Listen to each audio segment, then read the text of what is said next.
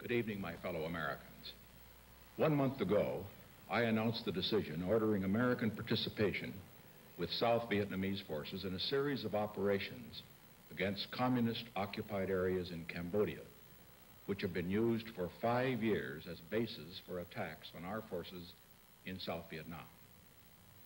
This past weekend in the Western White House in California, I met with Secretary Laird, General Abrams, and other senior advisors to receive a first-hand report on the progress of this operation. Based on General Abrams' report, I can now state that this has been the most successful operation of this long and very difficult war. Before going into the details which form the basis for this conclusion, I believe it would be helpful to review briefly why I considered it necessary to make this decision, what our objectives were, and the prospects for achieving those objectives.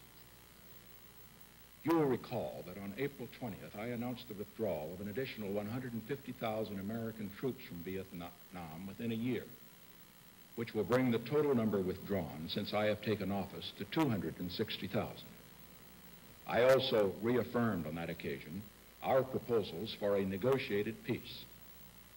At the time of this announcement, I warned that if the enemy tried to take advantage of our withdrawal program by increased attacks in Cambodia, Laos, or South Vietnam in a way that endangered the lives of our men remaining in South Vietnam, that I would, in my capacity as Commander-in-Chief of our armed forces, take strong action to deal with that threat. Between April 20th and April 30th, Communist forces launched a series of attacks against a number of key cities in neutral Cambodia. Their objective was unmistakable: to link together bases they had maintained in Cambodia for 5 years in violation of Cambodian neutrality. The entire 600-mile Cambodian-South Vietnam border would then have become one continuous hostile territory from which to launch assaults upon American and Allied forces. This posed an unacceptable threat to our remaining forces in South Vietnam. It would have meant higher casualties. It would have jeopardized our program for troop withdrawals. It would have meant a longer war. And carried out in the face of an explicit warning from this government, failure to deal with the enemy action would have eroded the credibility of the United States before the entire world. After very intensive consultations with my top advisors, I directed that American troops join the South Vietnamese in destroying these major enemy bases along the Cambodian frontier. I said when I made this announcement, our purpose is not to occupy these areas. Once the enemy forces are driven out of the sanctuaries and once their supplies are destroyed, we will withdraw. That pledge is being kept. I said further on that occasion, we take this action not for the purpose of expanding the war into Cambodia, but for the purpose of ending the war in Vietnam. That purpose is being advanced. As of today, I can report that all of our major military objectives have been achieved. 43,000 South Vietnamese took part in these operations, along with 31,000 Americans. Our combined forces have moved with greater speed and success than we had planned. We have captured and destroyed far more in war material than we anticipated. And American and Allied casualties have been far lower than we expected. In the month of May, in Cambodia alone, we captured a total amount of enemy arms, equipment, ammunition, and food nearly equal to what we captured in all of Vietnam in all of last year. Here's some film of the war material that has been captured. This is some ammunition you see. We've captured more than 10 million rounds of ammunition. That's equal to the enemy's expenditures of ammunition for 9 months. And here also, you see a few of the other over 15,000 rifles and machine guns and other weapons we've captured. They will never be used against American boys in Vietnam. This reality was brought home directly to me a few days ago. I was talking with the Union leader from New York. His son died in Vietnam this past February. He told me that had we moved earlier in Cambodia, we might have captured the enemy weapon that killed his son. And now you're looking at some of the heavy mortars and rocket launchers and recoilless rifles that have shelled U.S. base camps in Vietnamese towns. We've seized over 2,000 of these, along with 90,000 rounds of ammunition.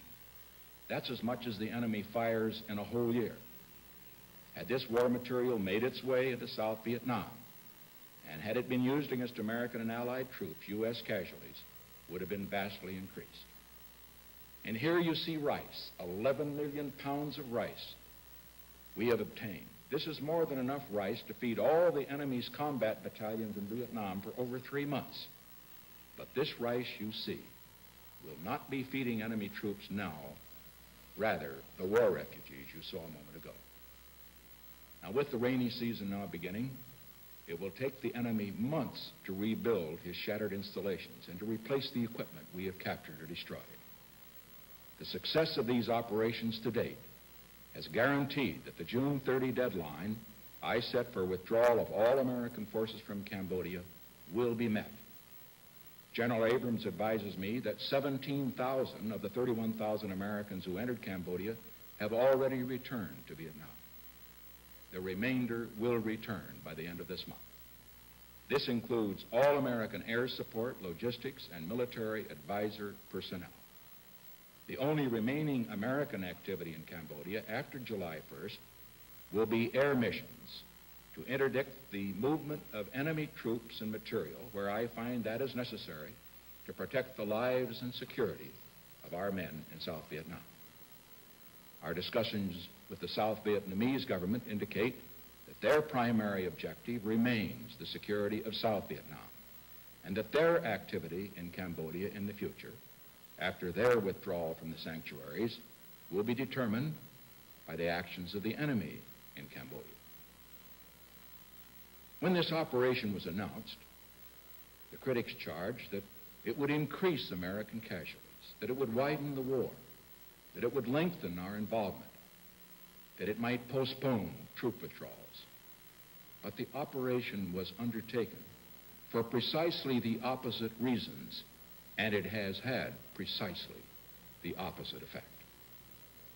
Let us examine the long-range impact of this operation. First, we have eliminated an immediate danger to the security of the remaining Americans in Vietnam, and thereby reduced our future casualties.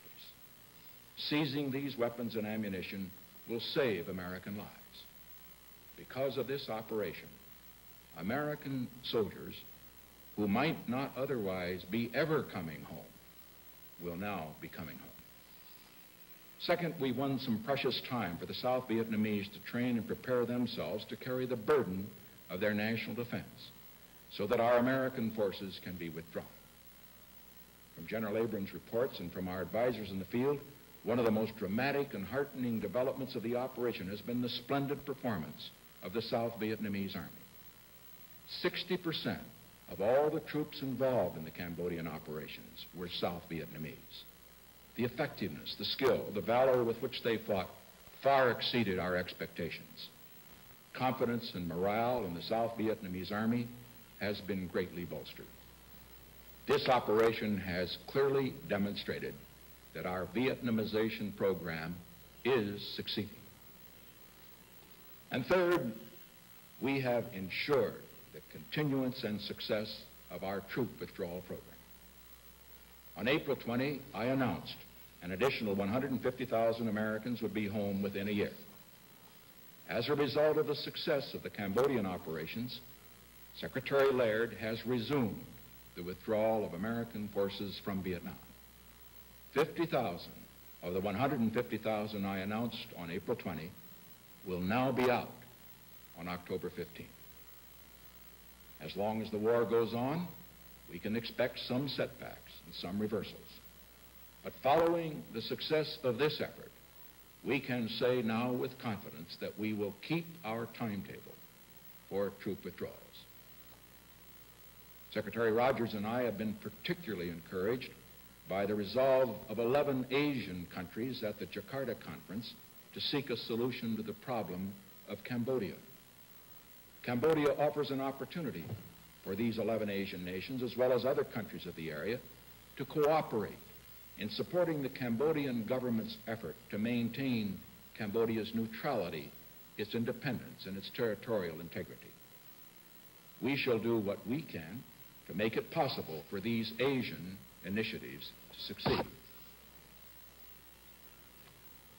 To the North Vietnamese tonight, I say again, the door to a negotiated peace remains wide open. Every offer we have made at the conference table, publicly or privately, I herewith reaffirm. We are ready to negotiate whenever they are ready to negotiate.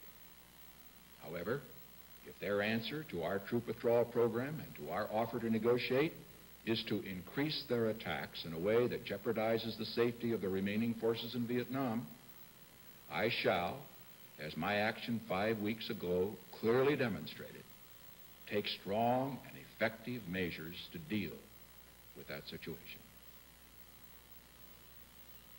As all of you know, when I first announced the decision of Cambodia, it was subjected to an unprecedented barrage of criticism in this country. I want to express tonight my deep appreciation to the millions of Americans who supported me then and who have supported me since in our efforts to win a just peace. But I also understand the deep divisions in this country over the war. I realize that many Americans are deeply troubled. They want peace. They want to bring the boys home. Let us understand once and for all that no group has a monopoly on those concerns. Every American shares those desires. I share them very deeply. Our differences are over the best means to achieve a just peace. As president, I have a responsibility to listen to those in this country who disagree with my policies. But I also have a solemn obligation to make the hard decisions which I find are necessary to protect the lives of 400,000 American men remaining in Vietnam. When I spoke to you a month ago, a clear threat was emerging in Cambodia to the security of our men in Vietnam. Ask yourselves this question. If an American president had failed to meet this threat to 400,000 American men in Vietnam, would those nations and peoples who rely on America's power and treaty commitments for their security in Latin America, Europe, the Mideast, other parts of Asia, retain any confidence in the United States? That is why I deeply believe that a just peace in Vietnam is essential if there is to be a lasting peace in other parts of the world. With this announcement tonight, we have kept the pledge I made when I ordered this operation, that we would withdraw from Cambodia on a scheduled timetable, just as this administration has kept every pledge it has made to the American people regarding the war in Vietnam and the return of American troops. Let's look at the record. In June of 1969, I pledged a withdrawal of 25,000 troops. They came home. In September of the same year, I said I would bring home an additional 35,000. They came home. In December, I said an additional 50,000 Americans were coming out of Vietnam. They, too, have come home. There is one commitment yet to be fulfilled. I pledge to end this war, and I shall keep that promise. But I am determined to end the war in a way that will promote peace rather than conflict throughout the world. I am determined to end it in a way that will bring an era of reconciliation to our people and not an era of furious recrimination. In seeking peace, let us remember that at this time, only this administration can end this war and bring peace. We have a program for peace, and the greater the support the administration receives in its efforts, the greater the opportunity to win that just peace we all desire. Peace is the goal that unites us. Peace is the goal toward which we are working. And peace is the goal this government will pursue until the day we reach it. Thank you and good night.